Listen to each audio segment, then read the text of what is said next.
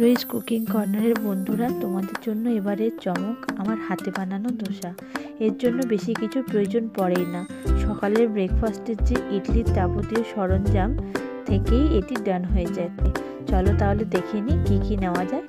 আলু সেদ্ধ করা, মটর সেদ্ধ করা, কাঁচা লঙ্কা কুচি, টমেটো কুচি, ক্যাপসিকাম কুচি, পেঁয়াজ কুচি, পনির টুকরো করা, শুকনো লঙ্কা, সর্ষে, কারি পাতা, সম্বর মশলা। প্রথমেই প্যানে তেল গরম করে শুকনো লঙ্কা, সর্ষে, কারি পাতা দিয়ে ভালোভাবে ফুটে গেলে পেঁয়াজ কুচি, লঙ্কা কুচি দিয়ে ভালোভাবে নেড়ে চেড়ে তাতে এবার দিয়ে দিতে হবে টমেটো কুচি, ওটা গলে গলে দিয়ে দিতে হবে ক্যাপসিকাম, ওটাও নাড়ানাড়ি করে নুন দিয়ে মটরগুলো দিয়ে দিতে হবে। সবগুলো ভাজাভাজি হয়ে এলে পনিরগুলো দিয়ে ওপর থেকে সম্বর মশলা ভালোভাবে কষিয়ে এবার আলু সেদ্ধ দিয়ে ভালোভাবে মিশিয়ে নিলে রেডি ধোসার পুর বা স্টাফিংটা। ধোসার সাম্বার চাটনি তো সব সেম ইডলির সাম্বার চাটনির মতোই।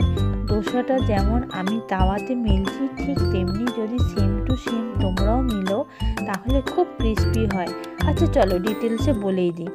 ফার্স্ট তাওয়াটা খুব গরম করে নেবে, এরপর তাওয়াতে অয়েল ব্রাশ না করে একটু জল ছিটিয়ে নেবে।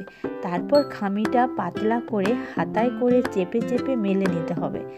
ওপর পিঠ শুকনো হয়ে এলে পেঁয়াজ কুচি দিয়ে অয়েল দিয়ে স্টাফিং দিয়ে ফোল্ড করে নিলেই রেডি আমার হাতে বানানো স্পেশাল মশলা ধোসা।